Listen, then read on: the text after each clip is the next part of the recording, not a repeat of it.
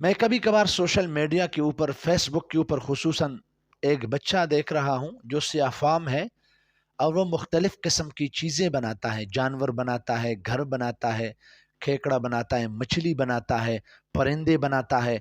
लेकिन सब परिंदों में, सब जानवरों में, या जितनी भी और चीज़ें वो बनाता है, इन सब चीज़ों में एक चीज़ कॉमन है, एक चीज़ मुश्तरक है, एक चीज़ मुश्तरक है। वो क्या है?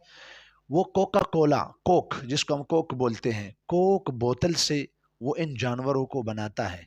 कहीं ऐसा तो नहीं है कि इन कोक बोतलों को सामने रखकर ये इश्तिहार चलाया जा रहा है कि ये बड़े काम की चीज़ है?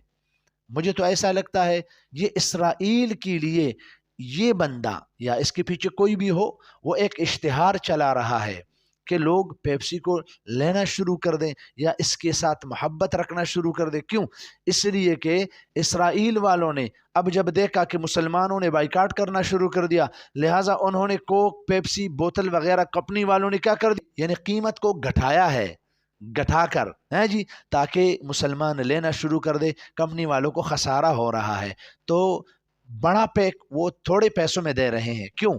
इसलिए कि उनको खसारा पड़ रहा है। और ये आदमी जो कि फेसबुक पर मैं उसको देख रहा हूं, आप सामने देखें, ये तस्वीरें देखें, ये तस्वीर, ये तस्वीर, ये तस्वीर, ये तस्वीर, आखिर इस कोक बोतल ही से क्यों ये बनती है? मतलब है कोई और बोतल क्यों नहीं? वो रूह अफ़ज़ा से क्यों नहीं बन रही? वो दीगर जो है ना, वो दूसरे जो जितने भी वो मटेरियल है, उन मटेरियल से आखिर ये परिंदा क्यों नहीं बन सकता? आखिर कोक बोतल का इन्होंने इंतखाब क्यों किया है? इसलिए ताकि लोग इसके साथ आदी हो जाएं, लोगों के नज़रों में आ जाएं और लोग भी इसको लेना शुरू कर दें। नहीं, मुसलमान इन चीज़ों को देखकर कभी भी इंशा अल्लाहुल अज़ीज़, जो मुसलमान होगा, जिसके दिल में थोड़ी भी ईमान की रमक होगी, जो फ़लस्तीन के बच्चों के साथ मोहब्बत रखेगा, वो कभी भी इन चीज़ों से धोखा नहीं खाएगा इंशाअल्लाह। आप भी न खाइए। क्यों? ये धोखे की चीज़ नहीं है। आप धोखे में इतने छोटे से काम से आप धोखे में आते हैं? ऐसा बिल्कुल भी नहीं।